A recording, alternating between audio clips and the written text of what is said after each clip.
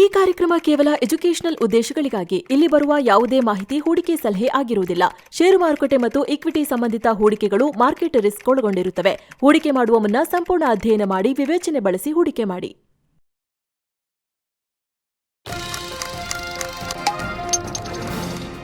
ನಮಸ್ಕಾರ ಸ್ನೇಹಿತರೆ, ಷೇರುಪೇಟೆನ, ಬಿಟ್ಕಾಯಿನ್ ಅಥವಾ ಚಿನ್ನನ ಕಳೆದ 3 ವರ್ಷದಲ್ಲಿ ಯಾವುದು ಬೆಸ್ಟ್ ರಿಟರ್ನ್ಸ್ ಕೊಟ್ಟಿದೆ ಗೊತ್ತಾ? ಉತ್ತರ ಕೇಳಿದ್ರೆ ನೀವು ಶಾಕ್ ಆಗ್ತೀರಾ. ಸೈಲೆಂಟ್ ಆಗಿ ಎಲ್ಲರನ್ನ ಹಿಂದಿಕ್ಕಿರೋದು ಅದೇ ಹಳೆ ಕಾಲದ ಲೋಹಗಳಾದ ಚಿನ್ನ ಮತ್ತು ಬೆಳ್ಳಿ. ಲಾಸ್ಟ್ 3 ಇಯರ್ಸ್ ಬಿಡಿ, ಲಾಸ್ಟ್ 10 ಇಯರ್ಸ್ನ ರಿಟರ್ನ್ಸ್ ನೋಡಿ ಅಕ್ರಾಸ್ ಅಸೆಟ್ ಕ್ಲಾಸಸ್ ನೀವು ನೋಡ್ತಾ ಇದ್ದೀರಾ. ಗ್ರಾಫ್ ಚಾರ್ಟ್ಸ್ ಅನ್ನ ಸ್ಕ್ರೀನ್ ಮೇಲೆ ನೀವು ನೋಡ್ತಾ ಇದ್ದೀರಾ. ಅಗೇನ್ ನಿಮ್ಗೆ ಗೊತ್ತಾಗುತ್ತೆ ಬೇರೆ ಬೇರೆ ಕಾಲದಲ್ಲಿ ಬೇರೆ ಬೇರೆದು ಮೇಲೆ ಕೆಳಗೆ ಪರ್ಫಾರ್ಮ್ ಮಾಡಿದೆ. ಆದರೆ ಚಿನ್ನ ಮತ್ತು ಬೆಳ್ಳಿ ಕನ್ಸಿಸ್ಟೆಂಟ್ ಆಗಿ ಉತ್ತಮ ರಿಟರ್ನ್ಸ್ ಅನ್ನ ಜನರೇಟ್ ಮಾಡಿವೆ. ಸೊ ಇಲ್ಲಿ ಡೈವರ್ಸಿಫಿಕೇಶನ್ ಅಕ್ರಾಸ್ ಅಸೆಟ್ ಕ್ಲಾಸಸ್ ತುಂಬಾ ಇಂಪಾರ್ಟೆಂಟ್. ಬರೀ ಈಕ್ವಿಟಿ ಅಲ್ಲ, ಬರೀ ಸಾಲಪತ್ರಗಳು, FD ಅಲ್ಲ, ಬಾಂಡ್ಸ್ ಅಲ್ಲ, ಬರೀ ರಿಯಲ್ ಎಸ್ಟೇಟ್ ಅಲ್ಲ, ಬರೀ ಬಿಟ್ಕಾಯಿನ್ ಅಲ್ಲ, ಬರೀ ಗೋಲ್ಡ್ ಸಿಲ್ವರು ಅಲ್ಲ, ಎಲ್ಲ ಕಡೆ ಡೈವರ್ಸಿಫೈ ಮಾಡೋದು ಇಂಪಾರ್ಟೆಂಟ್. ಒಂದಲ್ಲ ಒಂದು ಕೈ ಹಿಡಿಯುತ್ತೆ ಅನ್ನೋದು ತುಂಬ ಇಂಪಾರ್ಟೆಂಟ್ ಸಂಗತಿ. ನಿಮ್ಗೆ ಗೊತ್ತಾಯ್ತಲ್ಲ ಅದು. ಆದರೆ ಸ್ನೇಹಿತರೆ ಹುಷಾರಾಗಿರಿ. ಚಿನ್ನ ಬೆಸ್ಟ್ ಅನ್ನೋ ಕಾರಣಕ್ಕೆ ಕಣ್ಮುಚ್ಚಿ ಯಾವ್ಯಾವುದೋ ಆ್ಯಪಲ್ಲಿ ತಗೊಳ್ಳಿ 1 ಗ್ರಾಮ್, ಅರ್ಧ ಗ್ರಾಮ್ ಅಥವಾ 50 ರೂಪಾಯಿದು 10 ರೂಪಾಯಿ ಚಿನ್ನ ಅಂತ ಖರೀದಿ ಮಾಡೋಕ್ಕೆ ಹೋದರೆ ನೀವು ಯಾಮಾರಬಹುದು. ಇದ್ರ ಬಗ್ಗೆ ಸ್ಕ್ರೀನ್ ಮೇಲೆ ನೀವು ನೋಡ್ತಿರೋ ವಾರ್ನಿಂಗ್ ಇದೆಯಲ್ಲ, ನ್ಯೂಸ್ ಆರ್ಟಿಕಲ್, ಇದು ಸೆಬಿ ಕೊಟ್ಟಿರೋ ವಾರ್ನಿಂಗ್. ಇದು ನಾವು ಹೇಳ್ತಿರೋದಲ್ಲ. ಡಿಜಿಟಲ್ ಗೋಲ್ಡ್ ನಮ್ಮ ಕಂಟ್ರೋಲ್ನಲ್ಲಿಲ್ಲ, ಹುಷಾರ್ ಅಂತ ಸೆಬಿ ಹೇಳಿರೋ ರಿಪೋರ್ಟ್ ನೀವು ಸ್ಕ್ರೀನ್ ಮೇಲೆ ನೋಡ್ತಾ ಇದ್ದೀರಾ. ಹಾಗಿದ್ರೆ ಚಿನ್ನ ಮತ್ತು ಬೆಳ್ಳಿ ಹೂಡಿಕೆಗೆ ಬೆಸ್ಟ್ ಮೆಥಡ್ ಯಾವುದು, ಸೇಫ್ ಮೆಥಡ್ ಯಾವುದು, ಹೇಗೆ ಹೆಚ್ಚು ರಿಟರ್ನ್ಸ್ ಅನ್ನ ಜನರೇಟ್ ಮಾಡ್ಬೋದು? ಇವತ್ತಿನ ಈ ವಿಡಿಯೋದಲ್ಲಿ ಚಿನ್ನ ಮತ್ತು ಬೆಳ್ಳಿಯ ಹೂಡಿಕೆಗಿರೋ ಸ್ಮಾರ್ಟ್ ವೇಸ್ ಅನ್ನ ಕಂಪ್ಲೀಟ್ ಆಗಿ ಅರ್ಥ ಮಾಡ್ಕೊಳ್ತಾ ಹೋಗೋಣ. ಯಾಕೆ ಚಿನ್ನ ಬೆಳ್ಳಿಯಲ್ಲಿ ಹೂಡಿಕೆ ಮಾಡಬೇಕು? ಸ್ನೇಹಿತರೆ, ಸೊಲ್ಯೂಷನ್ ನೋಡೋದಕ್ಕೂ ಮುಂಚೆ ವೈ ಅಂದ್ರೆ ಯಾಕೆ ಅನ್ನೋದನ್ನ ಅರ್ಥ ಮಾಡ್ಕೋಬೇಕು. ಜಗತ್ತಿನ ಎಷ್ಟೋ ದೊಡ್ಡ ಫಂಡ್ ಮ್ಯಾನೇಜರ್ಗಳು, ಅಷ್ಟೇ ಯಾಕೆ ಚೈನಾ, ರಷ್ಯಾ, ಭಾರತ ಸೇರಿದ ಹಾಗೆ ಜಗತ್ತಿನ ಎಷ್ಟೋ ರಾಷ್ಟ್ರಗಳ ಕೇಂದ್ರ ಬ್ಯಾಂಕ್ಗಳು, ಸೆಂಟ್ರಲ್ ಬ್ಯಾಂಕ್ಗಳು, ನಮ್ಮ RBI ತರ ಟನ್ ಗಟ್ಟಲೆ ಚಿನ್ನವನ್ನ ಹೊತ್ಕೊಂಡೋಗಿ ಇಟ್ಕೊಳ್ತಾ ಇದ್ದಾರೆ. ಯಾಕೆ? ಉತ್ತರ ಸಿಂಪಲ್, ಅನಿಶ್ಚಿತತೆ, ಅನ್ಸರ್ಟೆಂಟಿ. ನೋಡಿ, ಇವತ್ತು ಜಗತ್ತು ಡೇಂಜರಸ್ ಸ್ಥಿತಿಯಲ್ಲಿದೆ. ಒಂದು ಕಡೆ ಯುದ್ಧ, ಇನ್ನೊಂದು ಕಡೆ ಆರ್ಥಿಕ ಕುಸಿತದ ಭಯ. ಇಂಥ ಟೈಮ್ನಲ್ಲಿ ಏನಾಗುತ್ತೆ? ಷೇರುಪೇಟೆ ಕುಸಿಯುತ್ತೆ, ಕರೆನ್ಸಿ ವ್ಯಾಲ್ಯೂ ಬಿದ್ದು ಹೋಗುತ್ತೆ, ರೂಪಾಯಿ ಮೌಲ್ಯ ಡೌನ್ ಆಗುತ್ತೆ. ಅದೆಲ್ಲ ಆಗಿದೆ. ಲಾಸ್ಟ್ 1 ಇಯರ್ ನೀವು ನೋಡಿದ್ದೀರಾ. ಮಾರ್ಕೆಟ್ 6ಕ್ಕೆ ಇರಲಿಲ್ಲ, 3ಕ್ಕೆ ಇಳಿಲಿಲ್ಲ. ಆಗ ನಿಮ್ಮ ಪೋರ್ಟ್ಫೋಲಿಯೋವನ್ನು ರಕ್ಷಣೆ ಮಾಡೋಕೆ ಒಂದು ಸೇಫ್ ಹ್ಯಾವೆನ್ ಅಥವಾ ಆಪತ್ ಬಾಂಧವನ ಥರ ನಿಲ್ಲೋದೆ ಚಿನ್ನ ಅಥವಾ ಚಿನ್ನ ಬೆಳ್ಳಿ ಅಂತ ಪ್ರೆಷಿಯಸ್ ಮೆಟಲ್ಸ್. ಹಿಸ್ಟ್ರಿ ತೆಗೆದು ನೋಡಿ, ಯಾವಾಗೆಲ್ಲ ಷೇರು ಮಾರುಕಟ್ಟೆ ಕ್ರ್ಯಾಶ್ ಆಯಿತೋ, ಯಾವಾಗೆಲ್ಲ ಜಾಗತಿಕವಾಗಿ ಯುದ್ಧ ಆಯಿತೋ, ಪ್ಯಾಂಡಮಿಕ್ ಬಂತು, ಟ್ಯಾರಿಫ್ ವಾರ್ ಶುರುವಾಯಿತು, ಆಗೆಲ್ಲ ಚಿನ್ನದ ಬೆಲೆ ಏರಿಕೆಯಾಗಿದೆ. ಫಿಸಿಕಲ್ ಆಸೆಟ್, ಯಾರ ನಿಯಂತ್ರಣನೂ ಇಲ್ಲ. ಯಾರೋ ನಾಳೆ ನಿಮ್ಮ ಅಸೆಟ್ ಫ್ರೀಸ್ ಅಂತ ಹೇಳಕ್ ಬರಲ್ಲ, ನಾವು ತೊಗೊಂಡೋಗಿ ಇಟ್ಕೋತೀವಿ ಇದನ್ನ. ಚಿನ್ನ ಜೊತೆಗೆ ಕರೆನ್ಸಿ ರಿಸ್ಕ್ ಕೂಡ ಇಲ್ಲ. ಅಮೆರಿಕ ಬ್ಯಾನ್ ಅಂತ ಹೇಳಕ್ಕಾಗಲ್ಲ, ಡಾಲರ್ ಮೇಲೆ ನಿರ್ಬಂಧ ಅಂತ ಹೇಳಕ್ಕಾಗಲ್ಲ. ಚಿನ್ನ ಇದು, ಬೆಳ್ಳಿ ಇದು ಅಂತ ಹೇಳಿ ಅದ್ರ ಕಡೆ ಮೂವ್ ಆಗ್ತಾರೆ. ಅದೇ ಕಾರಣಕ್ಕೆ ಸ್ನೇಹಿತರೆ, ಪೂರ್ತಿ ದುಡ್ಡನ್ನ ಒಂದೇ ಕಡೆ ಹಾಕಿ ರಿಸ್ಕ್ ತಗೊಳ್ಳೋದ್ರ ಬದಲು ಅದನ್ನ ಡೈವರ್ಸಿಫೈ ಮಾಡಬೇಕು. ಅಸೆಟ್ ಕ್ಲಾಸಸ್ ನಲ್ಲಿ ಬೇರೆ ಬೇರೆ ಕಡೆ ಡೈವರ್ಸಿಫೈ ಮಾಡಬೇಕು. ಈಕ್ವಿಟಿಯಲ್ಲೂ ಸ್ವಲ್ಪ, ರಿಯಲ್ ಎಸ್ಟೇಟ್ ನಲ್ಲೂ ಸ್ವಲ್ಪ, ಗೋಲ್ಡ್ ಸಿಲ್ವರ್ ಅಂತ ಪ್ರೆಷಿಯಸ್ ಮೆಟಲ್ಸ್ ನಲ್ಲೂ ಸ್ವಲ್ಪ, ಹಾಗೆ ಈಕ್ವಿಟೀಸ್ ಅಂತ ಬಂದಾಗ ಡೊಮೆಸ್ಟಿಕ್, ಇಂಟರ್ನ್ಯಾಷನಲ್ ಅಂತ ಮತ್ತೆ ಡೈವರ್ಸಿಫಿಕೇಶನ್ ಇದೆಲ್ಲ ಮಾಡಬೇಕು ಅಂತ ಎಕ್ಸ್ಪರ್ಟ್ಸ್ ಹೇಳ್ತಾರೆ. ಬೆಳ್ಳಿ ಹೂಡಿಕೆ ಜಗತ್ತಿನ ಕಪ್ಪು ಕುದುರೆ. ಕೇವಲ ಚಿನ್ನ ಅಲ್ಲ, ಸಿಲ್ವರ್ ಪರ್ಫಾರ್ಮೆನ್ಸ್ ನೋಡಿ ನೀವು. ಇವತ್ತಿನ ಮಾರ್ಕೆಟ್ನಲ್ಲಿ ಅಂಡರ್ ರೇಟೆಡ್ ಆಸೆಟ್ ಅಥವಾ ಕಪ್ಪು ಕುದುರೆ, ಡಾರ್ಕ್ ಹಾರ್ಸ್, ಅದು ಬೆಳ್ಳಿ, ಸಿಲ್ವರ್. ಬೆಳ್ಳಿನ ತುಂಬ ಜನ ನೆಗ್ಲೆಕ್ಟ್ ಮಾಡ್ತಾರೆ. ಆದರೆ ಇವತ್ತು ಹೂಡಿಕೆ ಲೋಕದಲ್ಲಿ ಚಿನ್ನದಷ್ಟೇ ಬೆಳ್ಳಿ ಓಡ್ತಾ ಇದೆ, ಕೆಲವೊಂದ್ಸಲ ಚಿನ್ನವನ್ನು ಮೀರಿಸಿ. ಯಾಕಂದರೆ ಚಿನ್ನ ಕೇವಲ ಆಭರಣ ಮತ್ತು ರಿಸರ್ವ್ ಆಗಿ, ಹಾಗೆ ಹೆಡ್ಜ್ ಅಗೇನ್ಸ್ಟ್ ಇನ್ಫ್ಲೇಷನ್ ಥರ ಕೆಲಸ ಮಾಡುತ್ತೆ.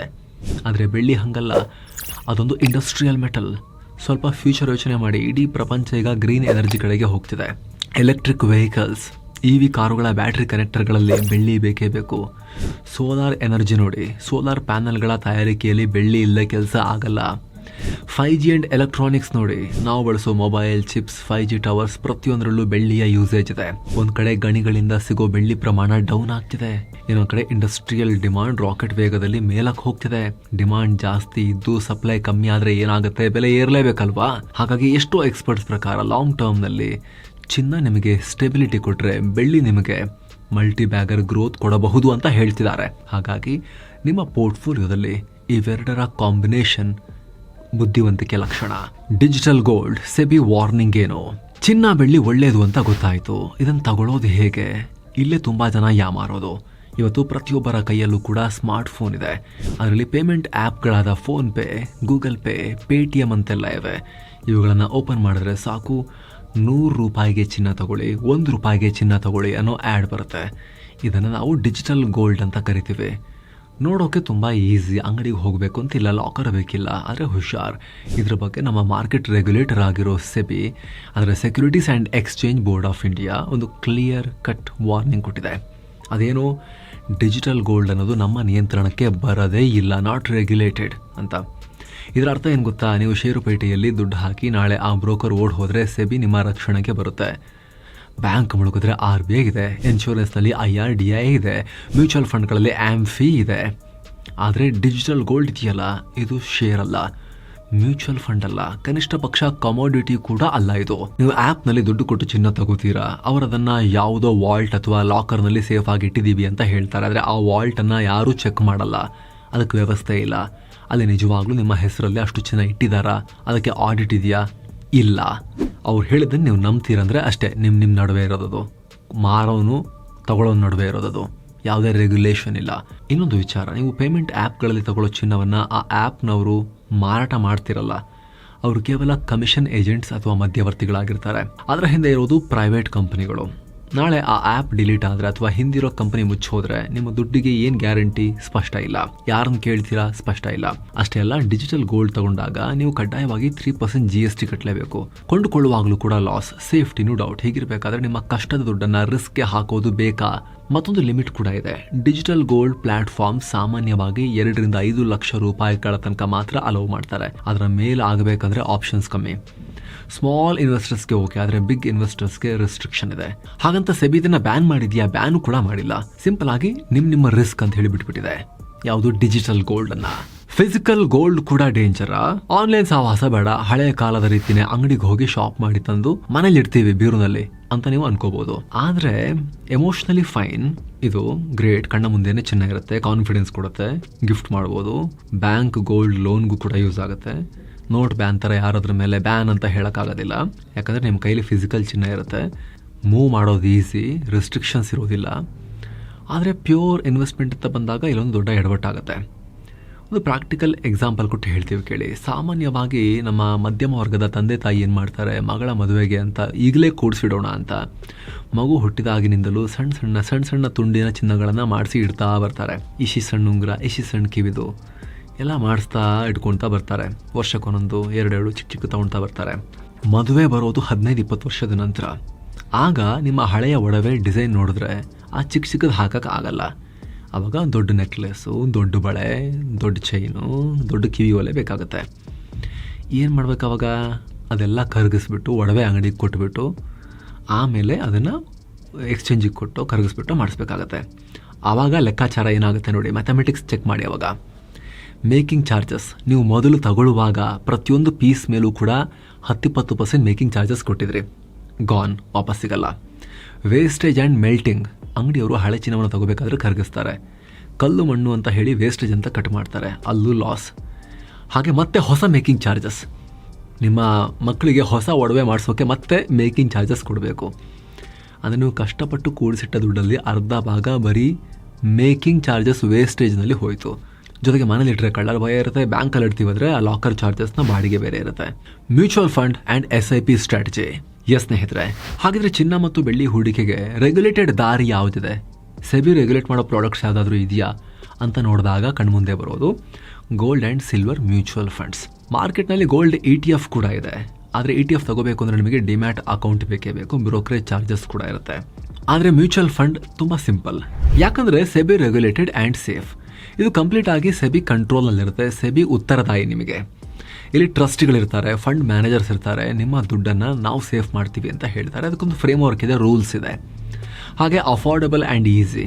10 ಗ್ರಾಮ್ ಚಿನ್ನ ತಗೊಳ್ಳೋಕ್ಕೆ 1 ಲಕ್ಷ ರೂಪಾಯಿ ತಗೊಂಡು ಹೋಗಬೇಕಲ್ಲ, ಇಲ್ಲಿ ಹಾಗಲ್ಲ. 100 ರೂಪಾಯಿ ಅಥವಾ 500 ರೂಪಾಯಿಂದ ಕೂಡ ನೀವು SIPಯನ್ನು ಶುರು ಮಾಡ್ಬೋದು ಸೆಬಿ ರೆಗ್ಯುಲೇಟೆಡ್ ಇನ್ಸ್ಟ್ರೂಮೆಂಟ್ನಲ್ಲಿ. ಹಾಗೆ ಮೇಕಿಂಗ್ ಚಾರ್ಜಸ್ ಕೂಡ ಇಲ್ಲ. ಇಲ್ಲಿ ಯಾವುದೇ ಮೇಕಿಂಗ್ ಚಾರ್ಜಸ್ ಇಲ್ಲ, ಸ್ಟೋರೇಜ್ ಕಾಸ್ಟ್ ಇಲ್ಲ, GST ಇಲ್ಲ. ನೀವು ಹಾಕಿದ ದುಡ್ಡು ಪೂರ್ತಿ ಚಿನ್ನದ ಮೇಲೆ ಇನ್ವೆಸ್ಟ್ ಆಗುತ್ತೆ. ಎಲ್ಲಕ್ಕಿಂತ ಮುಖ್ಯವಾಗಿ SIP ಮಾಡೋದ್ರಿಂದ ಮಾರ್ಕೆಟ್ ಬಿದ್ದಾಗ ನಿಮಗೆ ಲಾಭ ಆಗುತ್ತೆ. ಅದು ಹೇಗಂತೀರಾ? ಮಾರ್ಕೆಟ್ ಬಿದ್ದಾಗ ಚಿನ್ನದ ಬೆಲೆ ಕಮ್ಮಿ ಇರುತ್ತೆ. ಆಗ ನಿಮ್ಮ ಅದೇ 5,000 ರೂಪಾಯಿ SIPಗೆ ಜಾಸ್ತಿ ಗ್ರಾಮ್ ಚಿನ್ನ ಸಿಗುತ್ತೆ. ಮಾರ್ಕೆಟ್ ಏರಿದಾಗ ಅದರ ವ್ಯಾಲ್ಯೂನು ಜಾಸ್ತಿ ಆಗುತ್ತೆ. ಇದನ್ನೇ ರುಪಿ ಕಾಸ್ಟ್ ಆ್ಯಾವರೇಜಿಂಗ್ ಅಂತೀವಿ. ಸೊ ಮಾರ್ಕೆಟನ್ನು ಟೈಮ್ ಮಾಡೋ ಅವಶ್ಯಕತೆ ಇಲ್ಲ. ಮಾರ್ಕೆಟ್ ಎಷ್ಟೇ ಏರಿಳಿತ ಇದ್ರೂ ಕೂಡ ಲಾಂಗ್ ಟರ್ಮ್ನಲ್ಲಿ ನಮ್ಮ ದುಡ್ಡು ಆವರೇಜ್ ಆಗಿ ಚೆನ್ನಾಗಿ ಗ್ರೋ ಆಗ್ತಾ ಹೋಗುತ್ತೆ. 5, 10, 20 ವರ್ಷಗಳ ಗ್ರಾಫ್ ತೆಗೆದು ನೋಡಿದಾಗ ಮ್ಯೂಚುವಲ್ ಫಂಡ್ ಬಿಟ್ಟರೆ ಇತ್ತೀಚೆಗೆ EGR ಅಥವಾ ಎಲೆಕ್ಟ್ರಾನಿಕ್ ಗೋಲ್ಡ್ ರಿಸೀಟ್ ಅನ್ನೋ ಹೊಸ ಪ್ರಾಡಕ್ಟ್ ಕೂಡ ಬಂದಿದೆ. ಇದು ಗೋಲ್ಡ್ಗೆ ಸೆಬಿ ಕೊಡೋ ಪ್ರಮಾಣ ಪತ್ರ ಇದ್ದ ಹಾಗೆ. ಇದನ್ನು ಎಕ್ಸ್ಚೇಂಜಲ್ಲಿ ಟ್ರೇಡ್ ಮಾಡ್ಬೋದು. ಬೇಕಿದ್ರೆ ಫಿಸಿಕಲ್ ಗೋಲ್ಡ್ ಕೂಡ ತಗೋಬಹುದು. ಇಲ್ಲೂ ಕೂಡ ಖರೀದಿ ಮಾಡುವಾಗ GST 0 ಇರುತ್ತೆ. ಸೇಫ್ ಕೂಡ ಹೌದು, ಸೆಬಿ ರೆಗ್ಯುಲೇಟೆಡ್.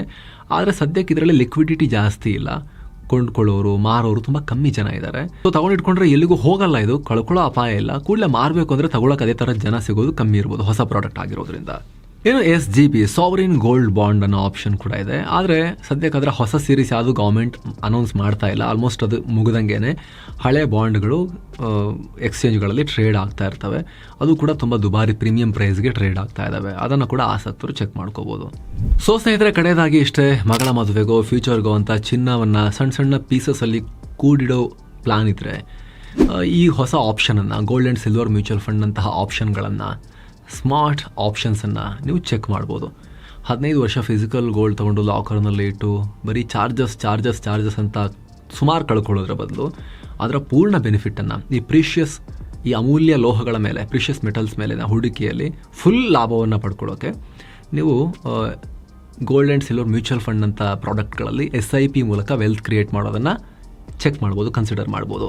ಆಮೇಲೆ 15-20 ವರ್ಷ ಆದಮೇಲೆ ಲಾಸ್ಟ್ 20 ವರ್ಷಗಳಲ್ಲಿ ಚಿನ್ನ ಅಥವಾ ಬೆಳ್ಳಿ ರಿಯಲ್ ಆಗಿ ಮಾರ್ಕೆಟಲ್ಲಿ ಎಷ್ಟು ರೇಟ್ ಗ್ರೋ ಆಗಿರುತ್ತೋ ಅಷ್ಟೇ ಇವುಗಳು ಕೂಡ ಗ್ರೋ ಆಗಿರ್ತವೆ. ಅದರ ಬೆಲೆಯನ್ನೇ ರಿಪ್ಲಿಕೇಟ್ ಮಾಡೋದು ಇವು ಅಲ್ವಾ. ಈ gold and silver mutual fund ಕೂಡ ಅದನ್ನು ಇನ್ಸ್ಟೆಂಟಾಗಿ ಯಾವಾಗ ಬೇಕಾದ್ರೆ ರೆಡಿ ಮಾಡಿಕೊಂಡು ಅದೇ ವ್ಯಾಲ್ಯೂನ ಗೋಲ್ಡ್ ಆ್ಯಂಡ್ ಸಿಲ್ವರ್ನ ಆಮೇಲೆ ತಗೋಬೋದು ಬೇಕಾದರೆ. ಜೊತೆಗೆ ಸ್ನೇಹಿತರೆ, ಚಿನ್ನ ಮತ್ತು ಬೆಳ್ಳಿಯ ರೇಟ್ ಅದನ್ನು ಪ್ರಿಡಿಕ್ಟ್ ಮಾಡೋಕ್ಕಾಗೋದಿಲ್ಲ. ಇನ್ನೂ ಎಷ್ಟು ವರ್ಷ ಇದು ಮೇಲಕ್ಕೆ ಹೋಗುತ್ತೆ, ಡೌನ್ ಏನಾದರೂ ಆಗುತ್ತಾ, ಪ್ರಿಡಿಕ್ಟ್ ಮಾಡೋಕ್ಕಾಗೋದಿಲ್ಲ. ಆಲ್ರೆಡಿ ಸಿಕ್ಕಾಪಟ್ಟೆ ಹೋಗ್ತಾನೆ ಇದೆ. ಎಲ್ಲ ಇವಾಗ ಕಮ್ಮಿ ಆಗುತ್ತೆ, ಅದನ್ನ ಕಮ್ಮಿ ಆಗ್ತಾನೆಲ್ಲ ಹೋಗ್ತಾನೆ ಇದೆ. ಟ್ರಂಪ್ ಯಾವಾಗ ಟ್ಯಾರಿಫ್ ವಾರ್ ಎಂಡ್ ಮಾಡ್ತಾರೆ ಗೊತ್ತಿಲ್ಲ. ಪುಟಿನ್ ಯಾವಾಗ ಯುದ್ಧ ನಿಲ್ಲಿಸ್ತಾರೆ ಗೊತ್ತಿಲ್ಲ. ಯಾವಾಗ ಜಗತ್ತಿನ ಸೆಂಟ್ರಲ್ ಬ್ಯಾಂಕುಗಳು ಕೂಡ ಭಾರತೀಯ ಗೃಹಿಣಿಯರಂತೆ ಚಿನ್ನ ರಾಶಿ ಹಾಕೊಳ್ಳೋದನ್ನು ನಿಲ್ಲಿಸ್ತಾರೋ ಗೊತ್ತಿಲ್ಲ. ಸೊ ಅದ್ಯಾವುದು ಕ್ಲಿಯರ್ ಇಲ್ಲ. ಹಾಗಾಗಿ ಅದರ ರೇಟ್ ಏರಿಳಿತಗಳ ಬಗ್ಗೆ ತಲೆ ಕೆಡಿಸ್ಕೊಳ್ಳದೆ SIP ಮಾಡೋರಿಗೆ 5, 10, 15 ವರ್ಷ SIP ಮಾಡೋರಿಗೆ ಅದ್ರ ಬಗ್ಗೆ ತಲೆ ಬಿಸಿ ಇಲ್ಲ. ಅವರು ಜಾಸ್ತಿ ಇದ್ದಾಗಲೂ ಕೂಡ 5,000 ರೂಪಾಯಿ 10,000 ರೂಪಾಯಿ ವಾಟ್ ಎವರ್ ದ ಅಮೌಂಟ್ ಎಷ್ಟು ಸಾಧ್ಯ ಇದೆ ಅಷ್ಟು SIP ಮಾಡ್ಕೊಂಡು ಹೋಗ್ತಾನೆ ಇರ್ತಾರೆ. ರೇಟ್ ಡೌನ್ ಆದಾಗ ಅವರಿಗೆ ಅದೇ ದುಡ್ಡಿಗೆ ಜಾಸ್ತಿ ಗ್ರಾಮ್ಸ್ ಅಥವಾ ಜಾಸ್ತಿ ಯೂನಿಟ್ ಸಿಗ್ತಾ ಹೋಗುತ್ತೆ.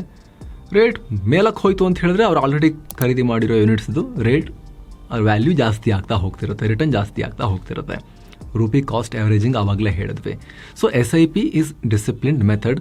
ಮಾರ್ಕೆಟ್ನ ಏರಿಳಿತ ಏನೇ ಇದ್ರೂ ಕೂಡ ಓವರ್ ದ ಪೀರಿಯಡ್ ಆಫ್ 15-20 ಇಯರ್ಸ್ಗೆಲ್ಲ ಬೆಸ್ಟ್ ಮೆಥಡ್ ಅಂತ ಪ್ರತಿಯೊಬ್ಬ ಆರ್ಥಿಕ ತಜ್ಞರು ಕೂಡ ಹೇಳಿದ್ರು.